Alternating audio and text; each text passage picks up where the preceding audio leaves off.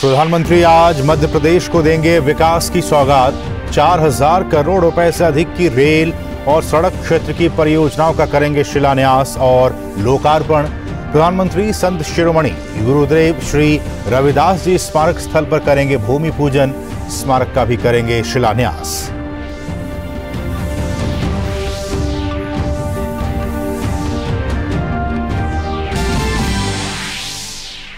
केंद्रीय गृह मंत्री अमित शाह गुजरात के दौरे पर गांधीधाम में IFFCO nano DAP liquid plant का करेंगे शिलान्यास।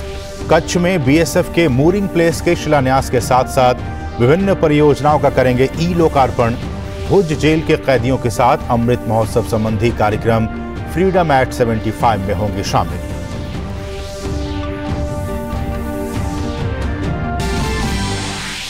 भारत की अध्यक्षता में G20 की भ्रष्टाचार विरोधी मंत्री स्तरीय बैठक का आज कोलकाता में आयोजन।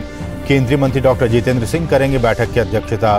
बैठक में भ्रष्टाचार को रोकने और मुकाबला करने के लिए अंतर्राष्ट्रीय सहयोग और सूचना साझा करने पर होगी चर्चा।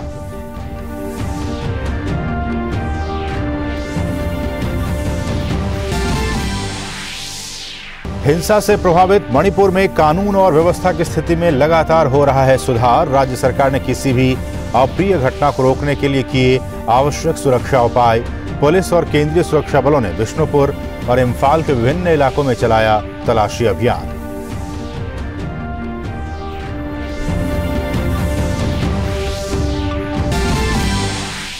सूचना एवं प्रसारण मंत्री अनुराग सिंह ठाकुर आज करेंगे चेन्नई का दौरा। अंतर्राष्ट्रीय युवा दिवस समारोह को करेंगे संबोधित। इसके अलावा दक्षिण एशिया के युवाओं के साथ पैनल चर्चा की करेंगे अध्यक्षता। एशियन हॉकी चैंपियनशिप के फाइनल मैच का भी बनेंगे हिस्सा।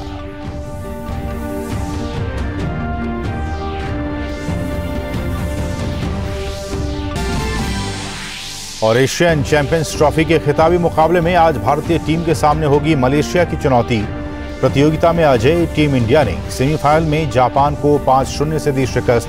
वहीं कोरिया को हराकर फाइनल में पहुंची मलेशिया की टीम।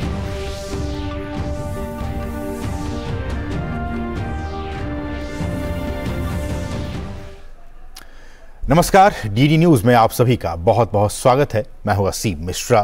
प्रधानमंत्री आज मध्य प्रदेश का दौरा करेंगे, जहां वो सागर में संत शिरोमणि गुरुदेव श्री रविदास जी स्मारक स्थल पर भूमि पूजन करेंगे और श्री रविदास जी स्मारक का शिलान्यास करेंगे। प्रधानमंत्री कई विकास परियोजनाओं की भी सौगात देंगे। मध्य प्रदेश की सांस्कृतिक ऐतिहासिक नगरी सागर सज धज कर तैयार है अपने जननायक प्रधानमंत्री नरेंद्र मोदी के स्वागत के लिए, जहां वो शनिवार 12 अगस्त को संत शिरोमणि गुरुदेव श्री रविदास जी स्मारक स्थल पर भव्य मंदिर निर्माण के लिए भूमि पूजन करेंगे। सागर के बड़तुमा में यहीं पर प्रधानमंत्री नरेंद्र मोदी मध्य प्रदेश के सबसे बड़े संत रविदास के मंदिर के लिए भूमि पूजन करेंगे। ये कैसा मंदिर होगा जो सामाजिक समरसता का संदेश देगा। ये कैसा मंदिर होगा जो कि सौहार्द का संदेश पूरे देश और दुनिया को देगा। सागर शहर से सटे बड़तुम में 100 करोड़ रुपए से अधिक की लागत से 11.25 एकड़ से अधिक क्षेत्रफल में संत शिरोमणि गुरुदेव श्री रविदास जी का भव्य स्मारक का निर्माण किया जाएगा। स्मारक में संत रविदास जी के जीवन, दर्शन और शिक्षाओं को प्रदर्शित करने के लिए एक कला संग्रहालय और कला दीर्घा भी होगी। संत शिरोमणि रविदास जी के जो स्मारक का निर्माण किया जा रहा है लगभग 101 करोड़ रुपए की राशि से, उसके भूमि पूजन कार्यक्रम के लिए माननीय प्रधानमंत्री जी का आगमन सागर जिले में हो रहा है। जो कार्यक्रम की रूपरेखा है उसमें माननीय प्रधानमंत्री जी का आगमन पहले बड़तुमा में होगा, जहां पर कि मंदिर का निर्माण किया जा रहा है और मंदिर की भूमि पर मंदिर का भूमि पूजन शिलान्यास माननीय प्रधानमंत्री जी के कर कमलों द्वारा किया जाएगा। पिछले 18 दिनों से मध्य प्रदेश के 5 जिलों से चली संत शिरोमणि रविदास समरसता यात्रा का समापन भी बड़तुमा में होगा। संत रविदास यात्रा के जरिए प्रदेश की विभिन्न नदियों का जल और गांव-गांव की मिट्टी भी एकत्रित की गई है, जिसका उपयोग भूमि पूजन में किया जाएगा। सागर के बड़तुमा में प्रधानमंत्री नरेंद्र मोदी संत रविदास के भव्य मंदिर के लिए भूमि पूजन करेंगे, तो यहाँ धाणा में प्रधानमंत्री नरेंद्र मोदी विशाल जनसभा को संबोधित करेंगे, जिसमें कम से कम 1.25 लाख से ज्यादा संत रविदास के अनुयायियों के पहुंचने की उम्मीद है और बड़ी संख्या में आमजन अपने जनप्रिय नेता को सुनने पहुंचेंगे। प्रधानमंत्री नरेंद्र मोदी यहां मध्य प्रदेश से संबंधित अनेक विकास परियोजनाओं की आधारशिला रखेंगे, उनका शिलान्यास भी करेंगे, जिनमें कोटा और बीना के बीच रेलखंड के दोहरीकरण की परियोजना प्रमुख है। ढाना में आयोजित सार्वजनिक रैली में प्रधानमंत्री 4000 करोड़ रुपए से अधिक की रेल और सड़क क्षेत्र की परियोजनाओं का शिलान्यास और लोकार्पण करेंगे। प्रधानमंत्री 2475 करोड़ रुपए की लागत से निर्मित कोटा बीना रेल मार्ग के दोहरीकरण परियोजना का लोकार्पण करेंगे। प्रधानमंत्री 1580 करोड़ रुपए से अधिक की लागत से निर्मित की जाने वाली 2 सड़क परियोजनाओं की आधारशिला भी रखेंगे। इनमें मोरीकोरी विदिशा हिनोतिया को जोड़ने वाली 4 लेन की सड़क परियोजना और हिनोतिया को मेहलुआ से जोड़ने वाली सड़क परियोजना शामिल है। 15वीं-16वीं शताब्दी के महान संत रविदास ने अपनी शिक्षाओं में ऊंच नीच का भेद समाप्त कर निर्गुण निराकार ईश्वर की आराधना और मानव प्रेम का सिद्धांत स्थापित किया, जिसकी भारतीय जनमानस पर आज भी अमिट छाप है। कृष्ण करीम राम हरि राघव जब लग एक न पेखा, वेद कतेब कुरान पुराणन सहज एक नहीं देखा। कृष्ण और करीम में कोई भेद नहीं, कुरान और पुराण में कोई अंतर नहीं, ऐसा संदेश दिया संत शिरोमणि रविदास ने। संत शिरोमणि रविदास का ये मंदिर सही मायने में नए भारत की अभ्युदय की कहानी कहेगा, जहां ऊंच नीच का कोई भेद नहीं होगा, जहां प्रतिभा को मान मिलेगा, परिश्रम को सम्मान मिलेगा, सत्यनिष्ठा का महागान होगा। कैमरा पर्सन राकेश कुमार के साथ अश्विनी कुमार मिश्र, बड़तुमा, सागर, मध्य प्रदेश। और एक दोहा जिसको कि हमने बचपन से अक्सर सुना है कि मन चंगा तो कठौती में गंगा, ये वही संत रविदास हैं। इन्होंने ही ये दोहा दिया था। आज उन्हीं के इस बहुत ही खास कार्यक्रम में पीएम शामिल होंगे। बढ़ेंगे दूसरी अहम खबरों की तरफ। केंद्रीय गृह मंत्री अमित शाह गुजरात के दौरे पर शुक्रवार देर रात भुज पहुंचे। अमित शाह आज कच्छ में विभिन्न विकास परियोजनाओं का उद्घाटन करेंगे। इसके अलावा उनका कोटेश्वर महादेव मंदिर जाने का भी कार्यक्रम है। साथ ही वहां वो इफ्को के नए नैनो फर्टिलाइजर प्लांट का उद्घाटन करेंगे। गृह मंत्री अमित शाह सीमा सुरक्षा बल के मूरिंग प्लेस के शिलान्यास और कोटेश्वर में विभिन्न परियोजनाओं के वर्चुअल उद्घाटन में भी शामिल होंगी। भुज जेल के कैदियों के साथ अमृत महोत्सव मनाने वाले कार्यक्रम फ्रीडम एट 75 में भाग लेने से पहले हरामी नाले के पास बॉर्डर आउटपोस्ट का भी अमित शाह दौरा करेंगे।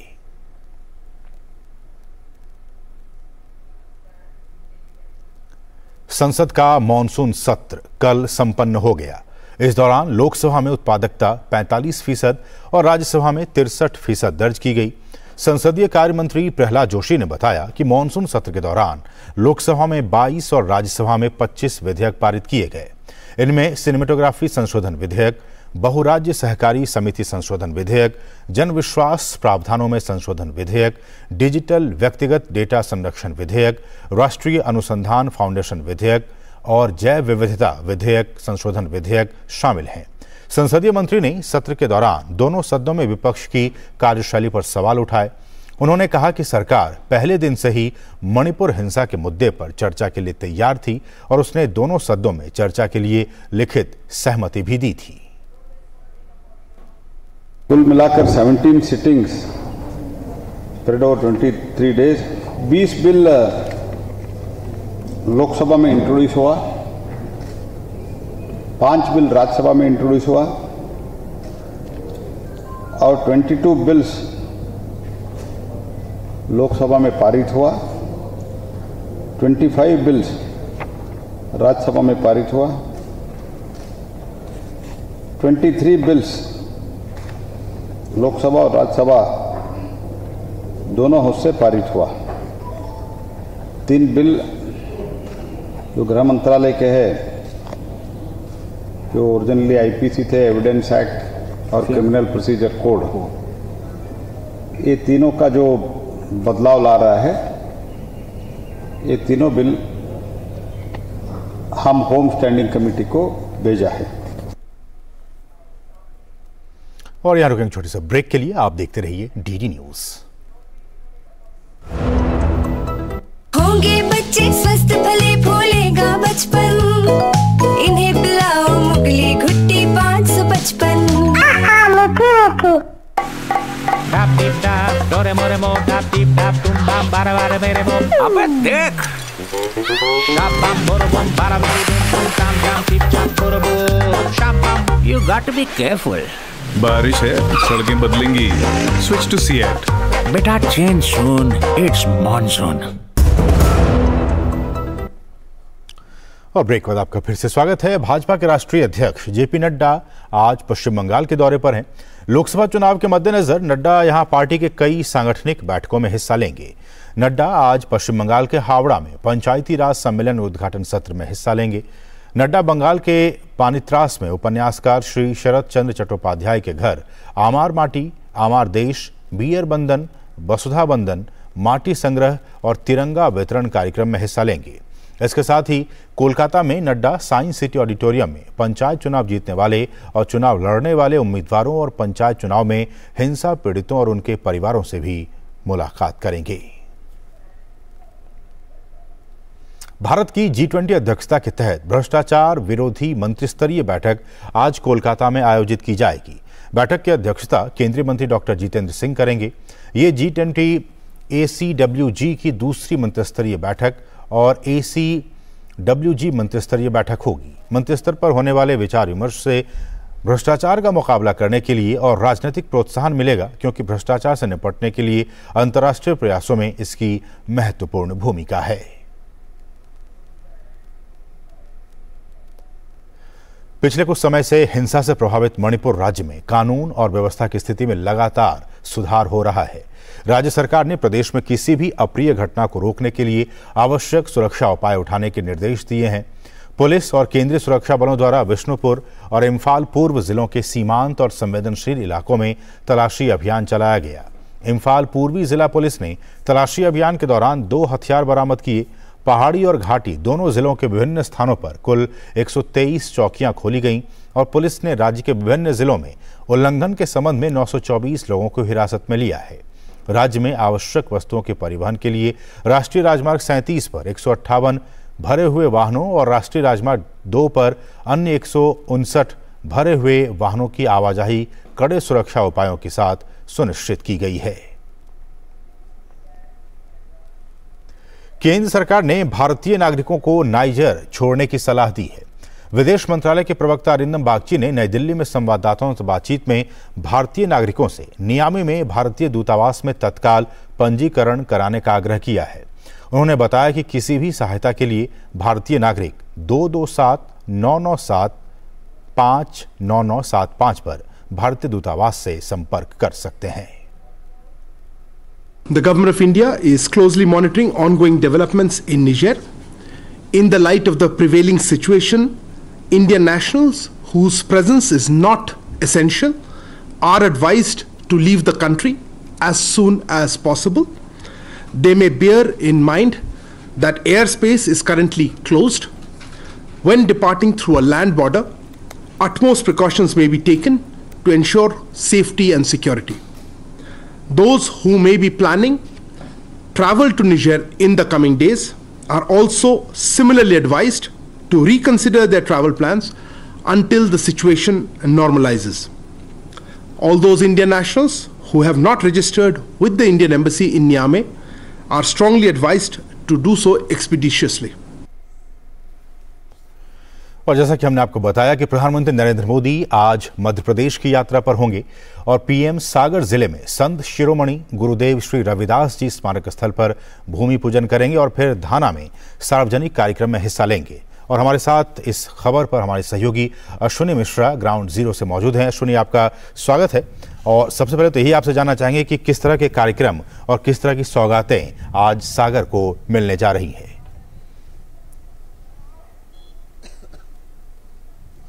असीम, अगर बात करें तो हम खुद ये पांडाल दिखाएंगे आपको। इसके अंदर वो पवित्र स्थान होगा जहां पर संत शिरोमणि रविदास जी के लिए भव्य स्मारक और मंदिर के निर्माण के लिए प्रधानमंत्री नरेंद्र मोदी आज भूमि पूजन करेंगे। बेहद खास दिन है आज मध्य प्रदेश के लिए, सागर के लिए और पूरे देश के लिए, क्योंकि संत शिरोमणि रविदास की अगर बात करें तो काशी में वो पैदा हुए, लेकिन उनका प्रभाव पूरे देश भर में रहा। चित्तौड़ का इलाका हो, मध्य प्रदेश का इलाका हो, धारवाड़ का इलाका हो या फिर पूरा का पूरा पश्चिम तक का इलाका हो, लाखों की संख्या में उनके अनुयायी हैं। मध्य प्रदेश की अगर बात करें तो पिछले 18 दिनों से 5 जिलों में यहाँ पर समरसता यात्रा चल रही है। वो उस यात्रा में प्रदेश की सभी नदियों के तकरीबन 300 से ज्यादा नदियों के जल और हर एक गांव की मिट्टी लेकर लोग यहाँ पर आ रहे हैं। बड़ी संख्या में यहाँ पर हमारे साथ बाबा संत शिरोमणि रविदास के अनुयायी भी यहाँ पर हैं, जो कि अलग अलग जिलों से यहाँ पर आए हैं। और आज वो अप्रतिम क्षण होगा, आज वो महत्वपूर्ण क्षण होगा जब प्रधानमंत्री नरेंद्र मोदी यहाँ पर भूमि पूजन करेंगे और साथ ही साथ एक सौगात देंगे, परियोजनाओं की भी सौगात देंगे। बीना और कोटा के बीच की जो दोहरीकरण की रेलवे लाइन है उस परियोजना के पूर्ण होने का आज यहाँ पर सौगात देंगे। कई सड़कों की चौड़ीकरण का तकरीबन 4000 करोड़ रुपए के परियोजनाओं का सौगात देंगे। हम खुद इन लोगों से जानना चाहते हैं। खुद रविदास जी ने कहा, संत शिरोमणि ने कहा कि मन चंगा तो कठौती में गंगा, किसी तरीके का कोई भेद नहीं, कोई ऊंच नीच नहीं। आज प्रधानमंत्री जी यहाँ पे आ रहे हैं, लाखों की संख्या में रविदास जी के अनुयायी यहाँ पे पहुंच रहे हैं। कितना अप्रतिम क्षण है आप लोगों के लिए, समाज के लिए और हम सभी के लिए गौरव का क्षण है, पूरे देश के लिए गौरव का क्षण है, क्योंकि संत ये शिरोमणि थे। मन चंगा कटौती में गंगा, इनका एक जो वाक्य था ये बड़ा ही निर्मल वाक्य था। आप मन से अगर विचार कर लो तो आप चाहे जो काम कर सकते हो। हम लोग भी इस तीर्थ निर्माण में शामिल होने के लिए यहाँ से 475 किलोमीटर दूर से मोहनखेड़ा जैन तीर्थ के आसपास गांव से आए हैं, राजगढ़ से आए हैं। संत रविदास समाज से ही हैं हम सभी लोग, और ये हमारे लिए गौरव की बात है, गौरव का क्षण है जो देश के प्रधानमंत्री सामाजिक समरसता का संदेश दे रहे हैं, हर किसी संत के लिए इतना बड़ा काम कर रहे हैं। जी असीम देख रहे हैं, आप बताएं। प्रधानमंत्री जी कहते हैं सबका विकास होना चाहिए, महिलाओं से लेकर ऊंच नीच का कोई भेद ना हो, समाज में कोई किसी तरीके का अंतर ना हो, वो बनता हुआ दिख रहा है पूरा समाज में। जी हाँ, वो बनता हुआ दिख रहा है। हमारी भी यही इच्छा है कि वो नरेंद्र मोदी जी ये काम अच्छा कर रहे हैं और आगे ही ऐसा ही करते रहे। जी असीम, तकरीबन 2 बजे के आसपास प्रधानमंत्री जी यहाँ पर आएंगे, भूमि पूजन करेंगे। उसके बाद ढाणा यहाँ से थोड़ी दूर पर 20 किलोमीटर के आसपास का इलाका है, वहां पर प्रधानमंत्री जी जाएंगे, जहां पर लाखों की संख्या में तकरीबन 1.25 लाख से ज्यादा संत शिरोमणि के अनुयायी होंगे। उसके अलावा बड़ी संख्या में जनसामान्य होंगे, वहां पर पब्लिक रैली होगी और प्रधानमंत्री अनेक तकरीबन 4000 करोड़ रुपए की परियोजनाओं की सौगात देंगे। बिल्कुल बिल्कुल, बहुत ही महत्वपूर्ण आज का दिन सागर के लिए, मध्य प्रदेश के लिए करोड़ों की सौगातें आज वहां मिलने वाली है। बहुत बहुत शुक्रिया अश्विनी, इन तमाम ताज़ा अपडेट्स को सागर मध्य प्रदेश से हम तक पहुंचाने के लिए बहुत बहुत शुक्रिया। और बढ़ेंगे आगे, आने के एक छोटे से ब्रेक के लिए। आप देखते रहिए डीडी न्यूज। होंगे बच्चे स्वस्थ भले फूलेगा बचपन, इन्हें पिलाओ मुगली घुट्टी 555।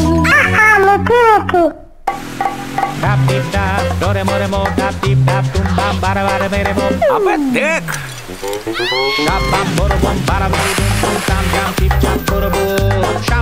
You got to be careful.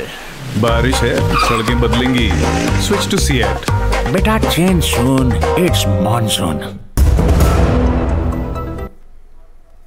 और ब्रेक के बाद आपका फिर से स्वागत है। आजादी के 7 दशक से भी अधिक के कालखंड में ग्रामीण भारत के जमीनों से संबंधित रिकॉर्ड को दुरुस्त करने में किसी भी सरकार ने रुचि नहीं ली थी। लेकिन पीएम मोदी के नेतृत्व में पहली बार केंद्रीय ग्रामीण विकास मंत्री गिरिराज सिंह ने देश के 95% गांव की जमीनों के रिकॉर्ड का डिजिटलीकरण करवा दिया है। साथ ही बंजर भूमि के विकास के अलावा किसानों की आमदनी बढ़ाने के लिए मेड़ पर कैक्टस के पेड़ लगाने का अनूठा काम भी किया जा रहा है। इस विषय पर केंद्रीय ग्रामीण विकास और पंचायती राज मंत्री गिरिराज सिंह से खास बातचीत की हमारे सहयोगी ओपी यादव ने। संवाद जमीन का, संवाद देश का, जमीन मेरी आपकी और देश की, ये जो महत्वपूर्ण शब्द है, ये केंद्रीय मंत्री गिरिराज सिंह की संकल्पना के जरिए ग्रामीण भारत को आर्थिक रूप से सशक्त और मजबूत बनाने का एक पूर्ण महत्वकालीन विजन है। क्या है इसकी संकल्पना और भविष्य की रूपरेखा, इस पर बात करने के लिए खुद मंत्री मौजूद है। सर, 70 साल से अधिक का कार्यकाल, कई सरकारें आई और गई, लेकिन गाँव में जमीन के रिकॉर्ड कभी दुरुस्त नहीं हुए, झगड़ों के चलते आर्थिक नुकसान हुआ और खेती की जमीन भी बंजर पड़ी रही। क्या कहेंगे? भारत सरकार का ग्रामीण विकास मंत्रालय का लैंड रिसोर्स विभाग, हमने एक मीडिया को लॉन्च किया। जब पूरा काम किया तो जिस विषय को आपने रखा है उसमें देश में 143 मिलियन हेक्टेयर जमीन है खेती योग्य, आबादी पूरी दुनिया से सबसे अधिक, जमीन 2.4%। ऐसी स्थिति में 2047 जो अमृत काल का होगा, प्रधानमंत्री ने उसको दृष्टि में रख के बंजर भूमि को, डिग्रेडेबल लैंड को ट्रीट करने का बीड़ा उठाया और कहा कि 2047 में कोई भूखा नंगा नहीं होगा, विवाद नहीं होगा, गांव विवाद रहित होगा। बहुत सारे गांव में ऐसे लोग हैं जिनको लोन नहीं मिलता क्योंकि उनका डिजिटल रिकॉर्ड नहीं है, लेकिन अब वो खुद अपनी ज़मीन का रिकॉर्ड से लोन भी ले लेंगे और उनकी मूल्य भी बढ़ेगा तो उनका एक सामाजिक प्रतिष्ठा भी बढ़ेगी। स्वामित्व में घरों का डिजिटल संपत्ति मिला, वैसे लैंड को जब हम नक्शा के साथ राज्य सरकार के साथ मिलकर के तो उनको भू आधार की संपत्ति उनका अपना संपत्ति हो जाता है। बैंकों की में उनकी विश्वसनीयता बढ़ेगी। मेड़ पे आपने औषधीय पौधे लगाने की एक नई संकल्पना दी है, ये आर्थिक लाभ कमाने का जरिया है। औषधीय पौधे भी होते हैं घर में, छोटे छोटे दादी नानी के नुस्खे में भी ये काम आ जाते हैं, तो इससे एक नए भारत का उदय किस तरह देखते हैं? मेड़ पर पेड़ ये भी लग हो रहा है क्योंकि वहाँ हमने ट्रीट करके उसके भूमि में जल प्रबंधन करवाया है और उसी जल प्रबंधन में जो जमीन बंजर जिसको कहते हैं उसको ट्रीट करने के बाद उसमें गोल्ड उपज पैदा करने वाला कैक्टस को भी लगाया जाएगा। तो केंद्रीय मंत्री गिरिराज सिंह, जिनका माना कि भारत सरकार ने एक और जहां डिजिटलाइजेशन करके गांवों में कार्य को सुशासित करने के साथ साथ काम में पारदर्शिता लाने का काम किया है, वहीं दूसरों ग्रामीण जीवन को सरल और आसान बनाकर एक भारत श्रेष्ठ भारत की संकल्पना को सच्चे मायनों में साकार करने का भी काम किया है। मेरे सहयोगी कैमरामैन गोपाल दास के साथ मोपी यादव, डीडी न्यूज, दिल्ली। सूचना और प्रसारण, युवा कार्यक्रम और खेल मंत्री अनुराग सिंह ठाकुर आज चेन्नई में होंगे। अनुराग सिंह ठाकुर अंतर्राष्ट्रीय युवा दिवस समारोह में मुख्य भाषण देंगे और दक्षिण एशिया के युवाओं के साथ एक पैनल डिस्कशन की अध्यक्षता भी करेंगे। इस वर्ष संयुक्त राष्ट्र की विषय वस्तु है युवाओं के लिए हरित कौशल। दक्षिण एशिया के प्रतिभागी वर्चुअल माध्यम से चर्चा में शामिल होंगे। वहीं यूनिसेफ के क्षेत्रीय निदेशक संजय विजयशेखरा कार्यक्रम को वर्चुअली संबोधित करेंगे। इसके साथ ही केंद्रीय मंत्री चेन्नई में मीडिया इकाइयों के प्रमुखों के साथ भी चर्चा करेंगे। खेल मंत्री एशियन हॉकी चैंपियनशिप का फाइनल मैच भी देखेंगे। दिल्ली में स्वतंत्रता दिवस के मौके पर 15 अगस्त को दिल्ली से होकर गुजरने वाली या दिल्ली पहुंचने वाली कई रेलगाड़ियों के मार्गों में परिवर्तन किया गया है। राजधानी में स्वतंत्रता दिवस के मौके पर होने वाले समारोह की सुरक्षा को ध्यान में रखते हुए रेलवे ने 15 अगस्त को दिल्ली से होकर गुजरने वाली या दिल्ली पहुंचने वाली कई रेलगाड़ियों के मार्गों में परिवर्तन किया है। कई रेलगाड़ियों को अस्थायी तौर पर रद्द करने और कुछ रेलगाड़ियों को रोककर चलाने का भी फैसला लिया गया है।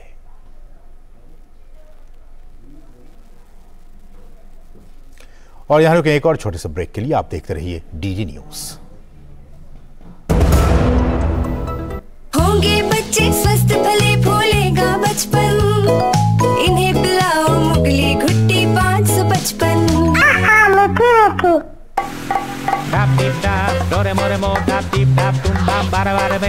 अबे देख,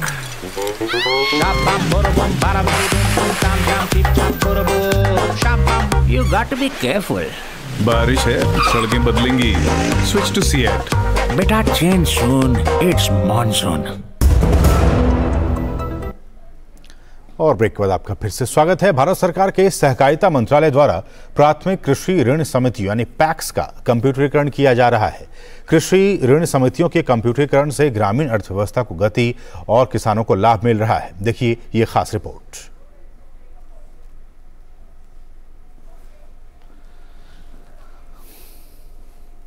पैक्स, लैंप्स और एफएसएस हैं, जिनके 13 करोड़ किसान सदस्य हैं।